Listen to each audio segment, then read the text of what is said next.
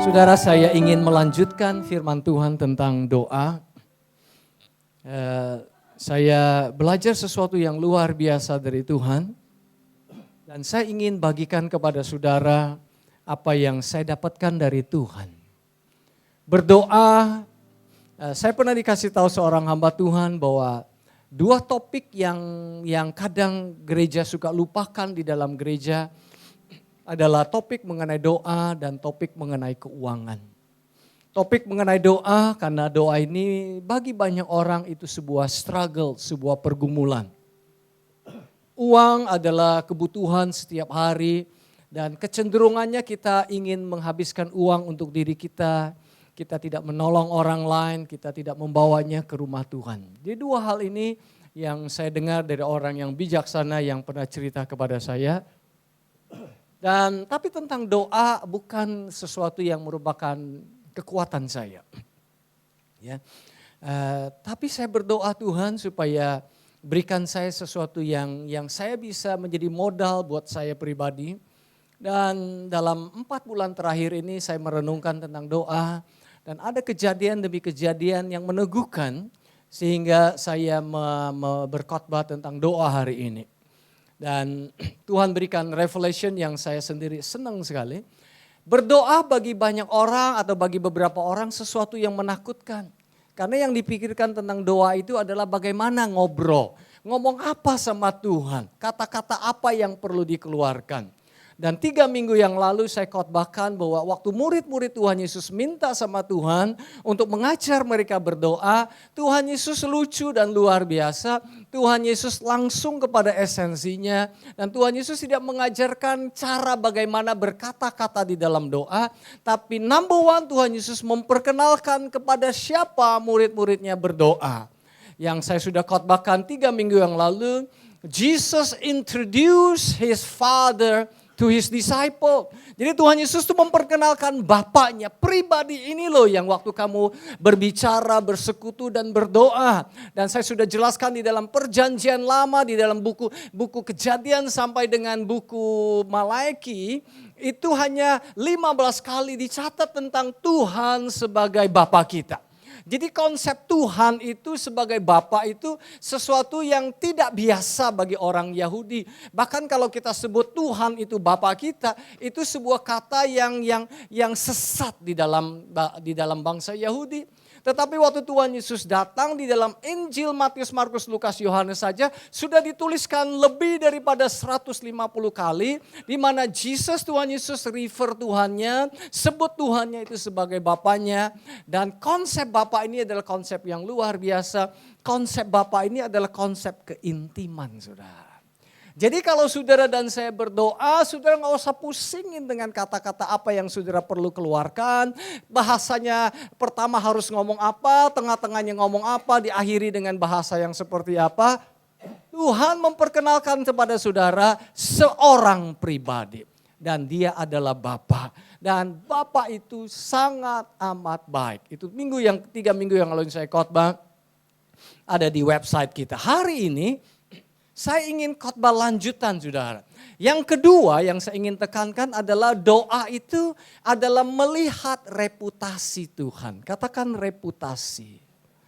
Ya, hallowed be thy name, ini yang saya akan terangkan hari ini. Jadi Tuhan Yesus mempunyai pengaruh yang luar biasa di dalam kehidupannya dia. Tuhan berkata, apa yang aku lakukan di muka bumi ini, itu sebenarnya hasil daripada apa yang aku lihat Bapakku lakukan, apa yang aku dengar Bapakku katakan, di dalam bentuk doa aku bersekutu sama dia. Lewat doa itu aku tahu Bapak lagi ngapain, Tuhan Bapak lagi kerja apain dan lagi ngomong apain. Dan itu saja yang saya lakukan di atas muka bumi ini. Dan begitu mulianya dan begitu dahsyatnya pelayan Tuhan Yesus, murid-muridnya lihat, saudara. Dan murid-muridnya minta, Tuhan, ajarilah kami untuk berdoa. Dan segera Tuhan Yesus mengajarkan mereka untuk berdoa. Dikatakan, Bapa kami yang ada di dalam surga, ini saya sudah bahas 3 minggu yang lalu. Dikuduskanlah namamu, datanglah kerajaanmu, jadilah kehendakmu seperti di dalam surga, demikian juga di atas muka bumi ini. Tuhan kendaki nanti minggu depannya lagi saya akan khotbahkan tentang datanglah kerajaanmu, jadilah kehendakmu. Itu yang merupakan topik saya mestinya hari ini. Karena saya tidak bisa elaborate dikuduskanlah namamu. Tapi waktu saya baca lagi firman Tuhan, saya renungin firman Tuhan lagi, Tuhan kasih saya sesuatu yang menurut saya ingin bagikan kepada saudara. Jadi nomor 2, waktu murid-muridnya meminta Tuhan mengajar mereka berdoa, Yesus introduce the name of his Father. Tuhan Yesus memperkenalkan kepada murid-muridnya nama daripada Bapaknya. Dengan kata lain, Tuhan berkata bahwa nama Tuhan itu luar biasa dan ada bobot di dalam sebuah nama. Contoh tuh saudara, kalau saudara lihat Adolf Hitler, kalau lihat gambarnya, kalau sudah dengar tentang Hitler, apa konotasi saudara tentang Hitler? Dia adalah orang yang cruel, dia orangnya evil, dia kerasukan setan. Apa yang saudara pikirkan kalau saya sebut namanya Moses? Langsung ada konotasinya orangnya luar biasa, membelah lautan, selain itu hatinya humble. Rendah hati, walaupun karya Tuhan dalam hidupnya luar biasa, the 10 commandment yang Tuhan berikan kepada dia. Bagaimana dengan Petrus misalnya? Oh, orang ini orang yang berani, kadang-kadang apa saudara ya? Kadang-kadang dia quick temper. Kalau misalnya Paulus, jadi setiap nama itu selalu punya bobotnya saudara. Punya bobotnya. Kalau misalnya saudara baca Alkitab, ini tulisan siapa? Tulisan Yudas Iskariot. Saya yakin saudara bilang, saya gak mau baca. Karena pasti ini orang gak benar. Jadi sebuah nama itu melukiskan sesuatu. Nama itu pictures menggambarkan karakter orang itu. Nama itu menggambarkan sifat orang itu. Dan nama itu memiliki reputasi di balik nama yang luar biasa itu saudara. Si Hitler itu selain namanya Hitler, dia punya reputasi yang mengerikan sekali. Di mana 6 juta orang Yahudi mati di concentration camp, mati di tempat-tempat yang lain gara-gara si Hitler itu. Jadi waktu sebut nama Hitler, saya percaya di dalam benak saudara langsung berpikir orang ini reputasinya tidak baik, malahan jahat betul. Oleh sebab itu kita kasih nama yang bagus kepada anak-anak kita, benar gak? James, John, Songgyu, ya kita kasih nama-nama yang bagus. Gak ada anak kita kasih nama Bibimbap. Gak ada anak kita kasih macam-macam kan ya. Kenapa? Karena nama itu berbicara tentang masa depan hidup mereka. Future characteristic dari hidup mereka. Future character. Waktu kita memberikan nama anak kita sedang menubuatkan anak ini bernama Joshua, berarti dia punya karakter daripada Tuhan Yesus. Reputasinya adalah membebaskan, membawa orang ke dalam tanah perjanjian. Saya kasih nama Angel ke anak saya yang pertama, karena ada hamba Tuhan yang kasih tahu saya kalau anak kamu perempuan namanya Angel. Iya ya, pas saya juga ingin kasih nama Angel. Kenapa saya kasih nama Angel? Karena saya ingin dia membawa berita yang luar biasa. Kabar baik saudara. Ya, dan saya tidak minder lagi selama ini orang khotbah, Tuhan berbicara sama saya minder saudara. Tuhan tunjukkan saya malaikat, saya minder saudara. Selama ini saya tidak pernah lihat Tuhan, saya tidak pernah mimpi Tuhan, saya tidak pernah lihat malaikat saudara. Saya minder, tapi sekarang saya tidak minder lagi. Kenapa?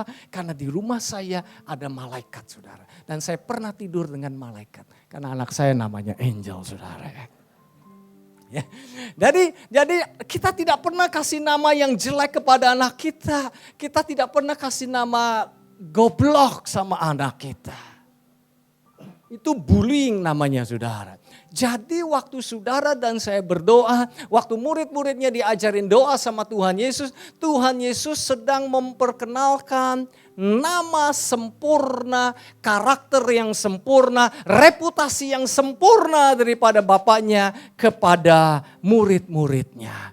Dikuduskanlah namamu. Dengan kata lain dia berkata, nama Bapakmu itu punya reputasi yang luar biasa. Namanya itu kudusnya minta ampun luar biasa. Salah satu bukti bahwa nama Tuhan itu luar biasa dan punya reputasi yang luar biasa. Ini adalah gambaran orang-orang yang sakit leper. Sakit apa? Sakit kusta. Saya ingin tanya sama saudara, siapa yang mau ngobrol sama orang kusta? Mendingan jauh-jauhin. Siapa yang berani pegang orang kusta? Janganlah nanti saya tertular. Di zaman perjanjian lama kalau kita pegang orang yang kusta ini, kita otomatis menjadi najis. Tetapi Tuhan Yesus datang dan dia tidak hanya menyembuhkan orang kusta, dia pegang orang kusta. Itulah reputasi Tuhan yang luar biasa. Dia punya reputasi menyembuhkan orang lain. Nama Yesus memiliki reputasi, dia peduli sama saudara dan peduli sama saya. Amin saudara. Itulah reputasi Tuhan yang luar biasa. Sementara orang lain reject, sementara orang lain tidak mau dekat-dekat sama orang kusta, Tuhan Yesus dekat sama orang kusta. Kenapa Tuhan Yesus dekat sama orang kusta? Karena dia melihat Bapaknya demikian dan dia mendengar Bapaknya demikian. Jadi Tuhan Yesus adalah refleksi sempurna dari Bapa kita di surga. Jadi firman Tuhan berkata, maka datanglah seorang yang sakit kusta kepadanya lalu sujud menyembah dia dan berkata, Tuhan, jika Tuhan mau Tuhan dapat mentahirkan aku. Jika Tuhan mau, if you are willing, saudara. Yesus willing, itulah reputasi Tuhan. Dia selalu willing, dia selalu mau untuk menolong saudara dan saya. 2 minggu yang lalu, minggu lalu atau 2 minggu lalu saya lupa, waktu saya bawa Nancy kita kita ke toko buah, beli buah. Di sebelah Nancy lagi lihat-lihat buah, saya duduk saudara. Saya lagi duduk, saya sedang mempersiapkan khotbah ini saudara.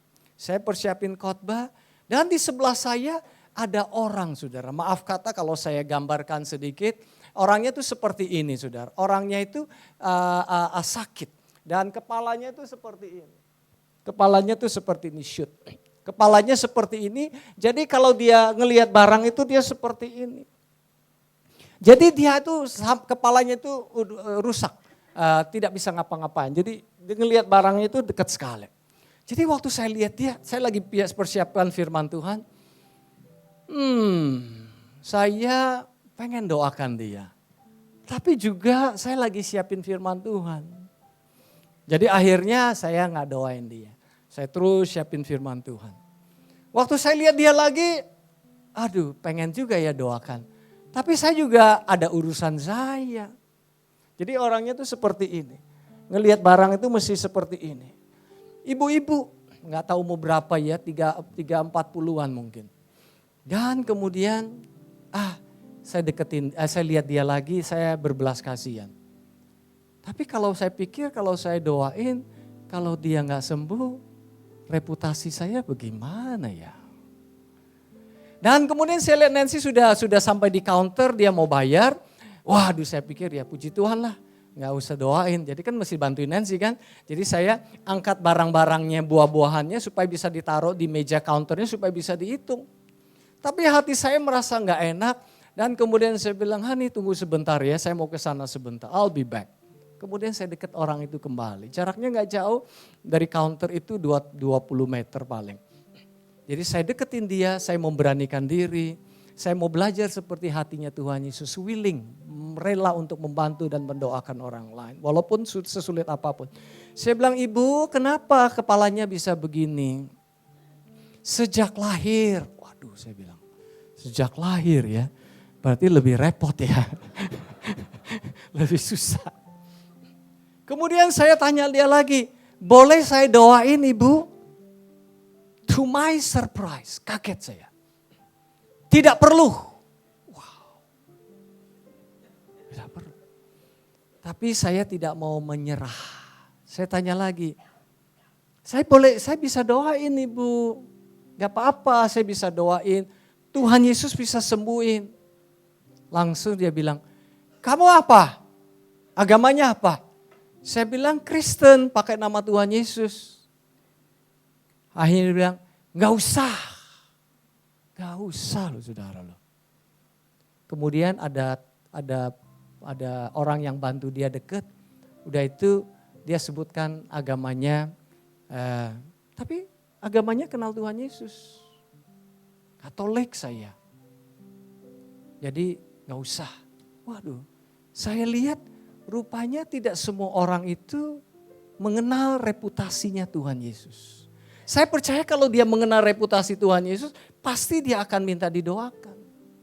Jadi waktu murid-muridnya berdoa minta Tuhan mengajarkan tentang doa, Tuhan ingin meyakinkan murid-muridnya bahwa reputasi daripada Bapaknya adalah reputasi yang sempurna. Dan saya berdoa supaya waktu saudara berdoa sama Tuhan, waktu saudara berkomunikasi sama Tuhan, believe His name, percaya reputasinya. Tidak ada yang salah dengan nama itu, tidak ada yang kurang dari nama itu. Amin gak saudara? Nama dia adalah nama yang sempurna. Jadi setelah dia menolak saya, ya saya juga tidak mau menyerah. Saya bilang, ibu gak apa-apa kalau tidak mau saya doain. Ibu pulang, ibu bisa doa sendiri pakai nama Tuhan Yesus, saya bilang begitu. Saya berdoa supaya dia mengenal reputasi nama Tuhan Yesus Kristus. Jadi waktu Tuhan Yesus mengajar murid-muridnya berdoa, Tuhan Yesus sedang introduce kepada murid-muridnya, memperkenalkan kepada murid-muridnya. Seolah-olah dia berkata, bukan seolah-olah dia berkata, hei murid-muridku, waktu kamu berdoa, tahukah kamu bahwa doa kamu akan dijawab? Kenapa bisa demikian? Karena reputasi Bapakmu adalah reputasi yang sempurna. Keren ya saudara ya, keren sekali.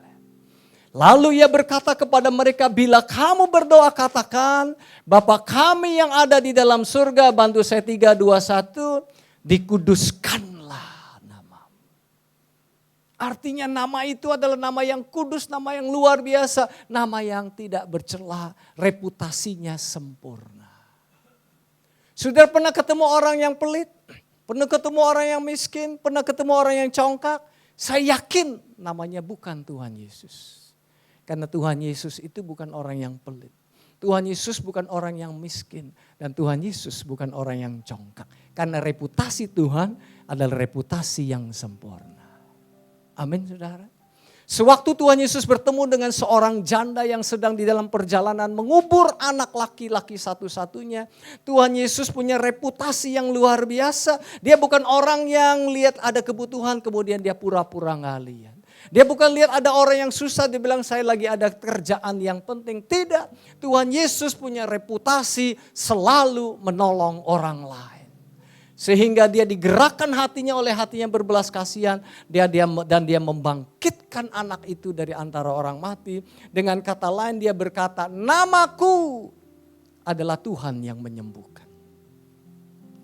My name, my reputation is healing people, menyembuhkan orang yang sakit. Setelah ia dekat pintu gerbang kota, ada orang mati diusung keluar. Anak laki-laki, anak tunggal ibunya yang sudah janda. Dan banyak orang dari kota itu menyertai janda itu. Dan ketika Tuhan melihat janda itu, bantu saya membaca, tergeraklah hatinya oleh belas kasihan. Itulah reputasi daripada Bapa kita di surga. Jadi waktu saudara berdoa, yakinkan diri saudara bahwa hati Tuhan selalu berbelas kasihan buat saudara dan saya. Amin saudara, luar biasa kan ya. Melihat 5.000 orang lapar, Yesus menunjukkan ketidakpeduliannya. Tidak, itu bukan Yesus dari Nazaret, itu Jesus kali dari kota yang lain, dari negara yang lain ya. Tapi Tuhan memberi mereka makan lewat 5 roti dan 2 ikan. Kenapa? Karena nama Bapa di surga yang Bapa berikan kepada Tuhan Yesus salah satunya adalah Jehovah Jireh, Tuhan yang menyediakan. Walaupun dengan 5 roti dan 2 ikan, that is the reputation of Jesus. Itulah nama Tuhan Yesus, itulah reputasi dia yang sempurna. Nama melukiskan, menggambarkan tentang karakter seorang, sifat seseorang, reputasi seseorang. Jadi waktu Tuhan Yesus berkata, hallowed be thy name, dikuduskanlah namamu, Tuhan Yesus ingin meyakinkan murid-muridnya bahwa nama Bapa di surga adalah nama yang memiliki reputasi yang sempurna. Haleluya. Saudara, ini Steph Curry nih. Ya, dia sekarang dia MVP. Di season ini dia sudah nembak 3-pointer 400 kali. Ya, dan dia menang rekor daripada 20 tahun yang lalu yang dimenangkan oleh Chicago Bulls. Dia punya rekor 82 kali pertandingan. Dia menangnya 73 kali, kalah 9 kali. Chicago Bulls 20 tahun yang lalu menang 72 kali, kalah 10 kali. Dan dia punya reputasi yang bagus, saudara.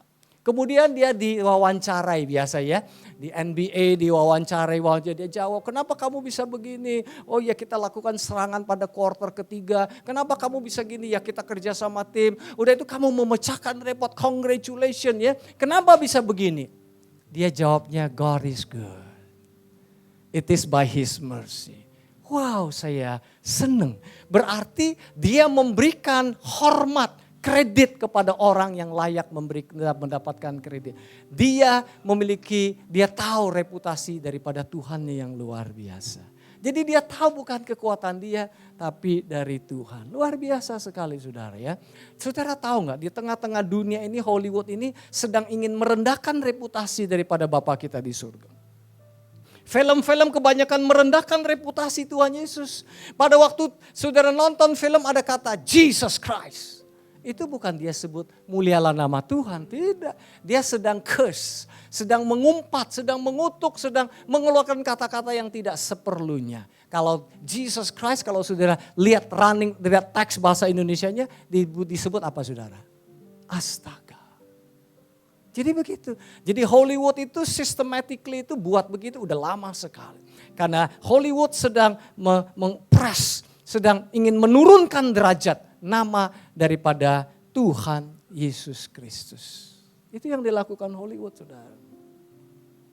Sehingga jangan kaget kalau generasi yang berikutnya, siapa itu Yesus Kristus ya? Oh, Yesus Kristus itu astaga.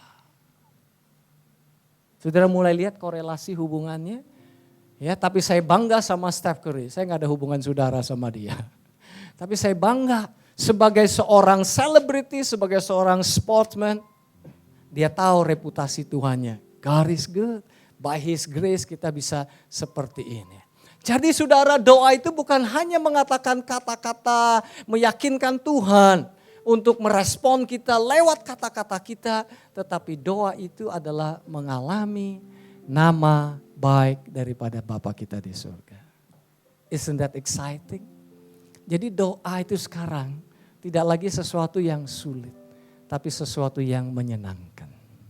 Amin. Dikuduskanlah namamu.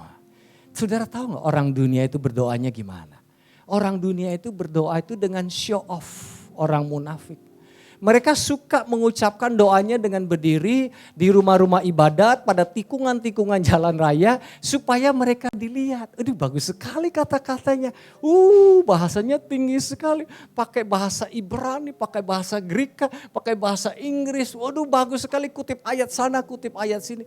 Bagus gak, saudara? Bagus-bagus aja sih. Tapi Tuhan bilang gak perlu seperti itu. Kalau saudara gak bisa, gak usah minder. Yang penting saudara tahu Tuhan itu siapa.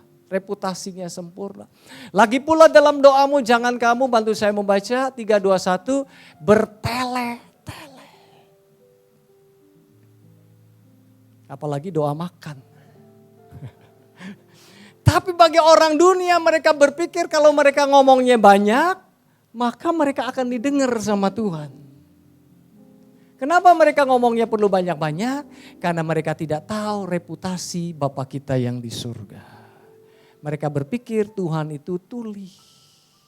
Tapi doa yang diajarkan oleh Tuhan Yesus sederhana, doa dari hati kita kepada seorang pribadi yang luar biasa. Amin gak, saudara? Jadi janganlah kamu seperti mereka. Karena apa? Karena Bapamu, bantu saya membaca 3, 2, 1. Karena Bapamu mengetahui apa yang kamu perlukan sebelum kamu minta kepadanya. Tuhan tahu persis setiap kebutuhan kita. Tuhan tahu persis setiap kebutuhan kita. Itulah reputasi Dia.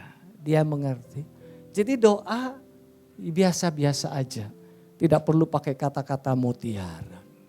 Saudara, Josh itu waktu dia masih balita, masih bayi, dia nggak petes panggil saya Dede. Dia panggil Dadi. Dia panggil Ibu Dewi itu bukan Idawi. Itu dia, nggak petes. Bahasa Inggris nggak petes juga petes kayaknya ya. Saya nggak tahu bahasa Inggrisnya petes itu apa. Ya, kalau ada yang tahu kasih tahu ya. Tapi walaupun dia petes atau tidak petes bahasanya, nggak jadi soal. Karena dia adalah anak saya. Demikian juga saudara. Dalam saudara berdoa sama Tuhan, mungkin nggak petes. Mungkin bahasanya tidak secanggih tetangga saudara. Don't worry, karena bukan Tuhan lihat bahasa saudara. Tuhan ingin saudara tahu, dia Bapa yang sempurna. Amin saudara. Gosip, dalam 2-3 bulan ini saya ketemu dengan 2 hamba Tuhan. Dia cerita sama saya, dia bilang jemaatnya itu berkurang. Kenapa berkurang? Antara satu dengan yang lain sering gosip, dia bilang. Pastor Kong bisa bantu saya nggak? Gimana solusinya membuat orang tidak gosip? Wih, saya ditanya loh saudara loh. Saya nggak bisa jawab saudara. Tapi kemudian saya ingat, saya bilang beritakan kabar baik. Seringkali orang menggosip itu karena dia tidak tahu bahwa dia itu anak yang berharga. Orang gosip itu adalah orang yang merendahkan orang lain. Kenapa orang merendahkan orang lain? Karena dia ingin dia kelihatannya hebat. Jadi ada masalah di dalam personality. Tapi kalau dia tahu Bapak dia bagus, kalau dia tahu ciptaan yang baru, ngapain dia gosip? Ngapain dia merendahkan orang lain? Justru dia ingin mengangkat orang lain. Karena Tuhan punya reputasi mengangkat saudara dan mengangkat saya. Amin gak saudara ya? Jadi saya kasih itu jawabannya kepada dia. Dalam 2 bulan ini saudara, ada 2 hamba Tuhan nanya sama saya. Ngomong-ngomong saudara tahu gak ada kelompok yang lain, agama yang lain, nama pahlawan mereka, nama nabi mereka, nama Tuhan mereka itu gak boleh diganggu gugat loh. Gak boleh dibikinin kartun, gak boleh digimanain loh. Apalagi dirusakin namanya, bisa terjadi riot, bisa bunuh-bunuhan. Jadi mereka itu tahu, karena kalau nama itu runtuh, seluruh belief system mereka, seluruh iman mereka collapse saudara. Reputasi daripada Allah mereka itu menentukan apakah iman mereka itu bisa kuat atau tidak, bisa kokoh atau tidak. Tapi nama Bapa saudara dan nama Bapa saya adalah nama yang sempurna. Bukan kita yang perlu menjaga nama itu. Nama itu yang perlu menjaga saudara dan saya. Haleluya. Jadi waktu kita berdoa mengertilah bahwa Bapa kita adalah Bapa yang baik. Dan dia punya reputasi yang sempurna untuk menjaga saudara dan saya. Itu yang Tuhan Yesus ajarkan kepada murid-muridnya. Dia bilang dikuduskanlah namamu. Sudah tahu gak apa sih artinya Yehova? Yahweh. Ya. Bagi orang Yahudi arti Yehova itu, Yahweh itu saya do little bit research. Artinya he causes to become. Artinya apa saudara? Artinya dia menjadi apapun yang dia butuhkan untuk memenuhi tujuannya. Artinya apa? Kalau dia perlu mengurusi keluarganya, dia akan menjadi seorang bapak, dia akan menjadi pencari nafkah, dia akan menjadi konselor, dia akan menjadi negosiator, dia akan menjadi pelindung, dia akan menjadi guru, tergantung kebutuhan dan keadaan keluarga saudara. Dia akan menjadi apapun sesuai dengan kebutuhan saudara. Dengan kata lain, dia mampu mengurusi semua kebutuhan saudara. He causes to become, itulah. Dan bagi orang Yahudi nama itu lebih daripada sekedar itu identifikasi secara jasmani. Nama merefleksikan apa saudara? Sifat. Orang Yahudi menamakan anak-anak mereka supaya sama dengan tujuan hidup mereka. Karena tradisi ini orang Yahudi punya 16 nama berbeda untuk Allah di perjanjian lama. Setiap nama menggambarkan masing-masing sifat ilahi. Itulah arti sebuah nama. Saya tutup dengan cerita Sadrak, Mesak, Abednego, saudara. Ada lagi. Sadrak, Mesak, Abednego dimasukin ke tungkuan api, diancam mau dimasukin. Tapi Sadrak bilang gini, Sadrak, Mesak, Abednego. Dia bilang gak usah pusingin tuanku raja. Karena Allah kami akan menolong kami. Allah kami akan menolong kami. Rupanya Sadrak, Mesak, dan Abednego understand the reputation of their God. Mengerti reputasi Allah mereka sehingga tantangan apapun yang menghadang mereka sampai perapian itu yang begitu bisa membunuh orang itu tidak menakutkan mereka karena reputasi daripada bapaknya Allah mereka lebih besar daripada reputasi raja yang mengancam hidup mereka. Keren ya. Yang terakhir saudara, apa arti Superman buat saudara? Superman terbang, apalagi Superman selalu menang, ya benar ya saudara ya. Siapa bilang Superman selalu menang? Saya sedih, berapa minggu yang lalu saya sama Nancy nonton Batman sama Superman. Superman-nya mati. Nancy paling gak suka kalau nonton gak happy ending. Udah bayar, mesti mencucurkan air mata. Gak enak ya. Jadi Superman mati saudara. Saya sedikit terhibur karena saya bilang ini kan film.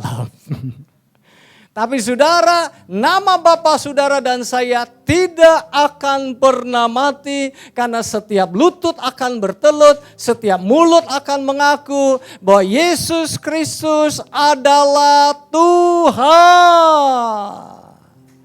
Haleluya. Dan nama Tuhan tidak akan pernah kalah. Superman bisa kalah, Tuhan tidak mungkin kalah.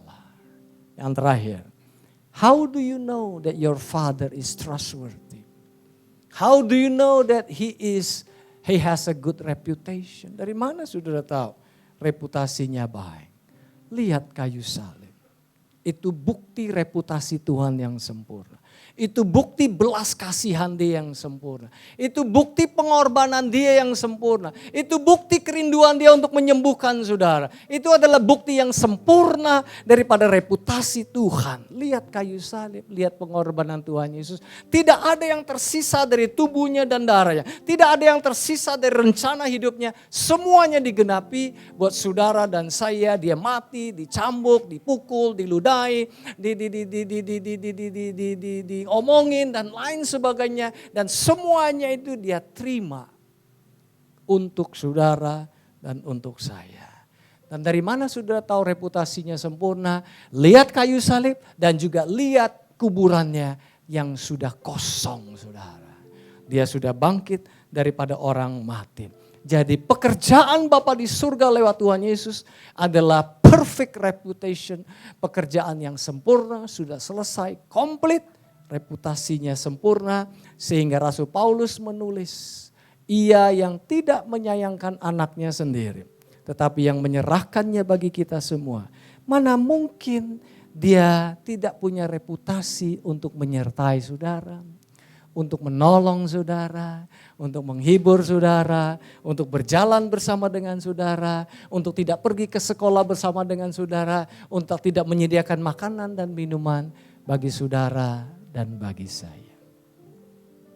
Dan yang terakhir saudara, banyak orang tidak bisa datang ke Tuhan, banyak orang gak berani berdoa karena dia mengukur reputasi Tuhan dengan reputasi dia. Oh hari ini saya moodnya lagi tidak baik. Berarti mood Bapa saya di surga juga tidak baik. Tidak, terbalik saudara. Reputasi Tuhan selalu sempurna. Oleh sebab itu musician, singers, oleh sebab itu waktu saudara datang kepada Tuhan. Jangan datang dengan reputasi saudara. Datang dengan reputasi Tuhan yang sempurna. Kalau saudara terpuruk, saudara berkata Tuhan engkau tidak terpuruk. Aku minta kehebatan Tuhan. Kalau saudara sakit, sudah datang kepada Tuhan, aku sakit. Tapi Tuhan tidak pernah sakit, kesembuhanmu mengalir di dalam hidupku. Amin saudara. Mari kita bangkit berdiri. Dan saya berdoa, kehidupan doa saudara dan saya mengalami breakthrough lagi. Mengalami terobosan lagi. Doa bukan sesuatu yang menakutkan lagi buat saudara. Doa bukan sesuatu yang gimana, susah. But prayer menjadi sebuah delight. prayer, doa, mengenal reputasi Tuhan. Saya senang ketemu orang yang reputasinya baik. Saya senang ketemu dengan orang yang suka menolong. Kenapa? Senang aja sama dia. Saya senang ketemu orang yang suka menghibur. Senang ya ketemu orang yang seperti itu. Sehingga doa menjadi kesukaan. Karena kita bertemu dengan Bapa yang super baik. Renungkan firman Tuhan ini sejenak. Renungkan sejenak. Nama Dia, nama yang sempurna. Dimulia. Kita nyanyikan dengan soft. Biar jemaat mengalami Tuhan pagi hari ini. Saudara berdoa. Saudara menghampiri Bapamu di surga. Bapa kita, Bapa yang baik, sempurna.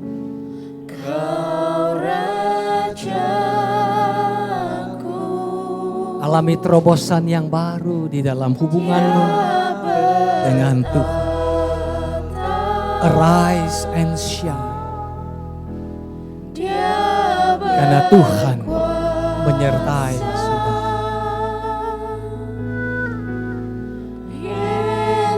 Buka mulut saudara, buka hati saudara dan mulai berkomunikasi dengan.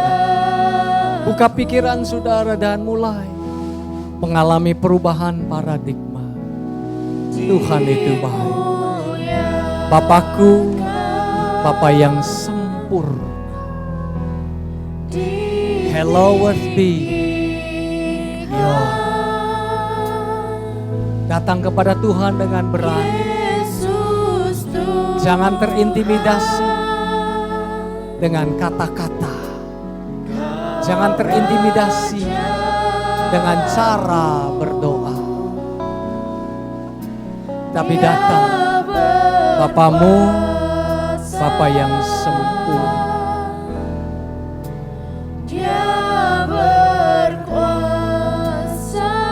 Hallowed be your name.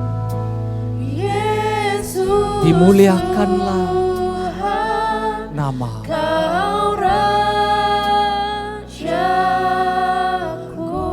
Roh Kudus yang manis, bawa kami ke level yang baru, pengalaman yang baru di dalam berkomunikasi dengan Tuhan. Bawa kami ya Tuhan di dalam sebuah pengalaman yang exciting. Kami bertemu dengan Bapa di dalam nama Yesus dengan reputasi yang sempurna. Dimuliakan soft.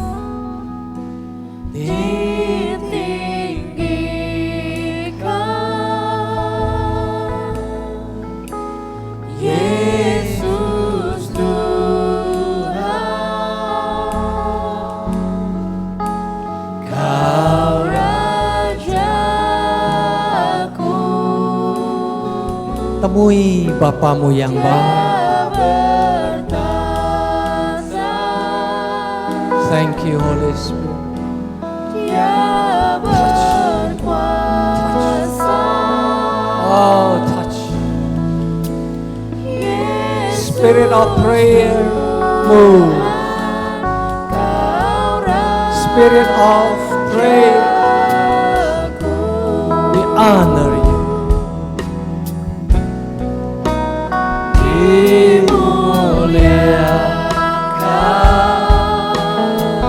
Datang kepada Tuhan. Datang dengan percaya. Jangan datang dengan liturgi. Jangan datang dengan liturgi. Datang kepada Tuhan. Jangan datang dengan liturgi. Datang menyembah Dia. Datang kepada Tuhan. Datang. Dan ketahuilah Tuhan mudah. Datang kepada Tuhan. Tuhan sumber berkat. Datang kepada Dia.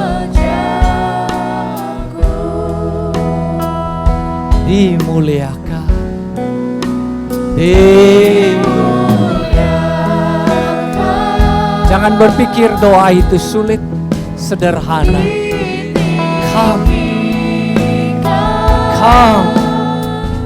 Come to God.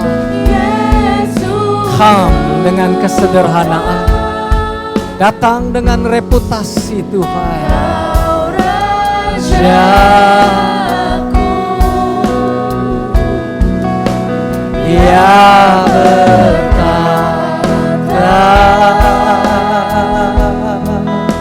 Dia berkata.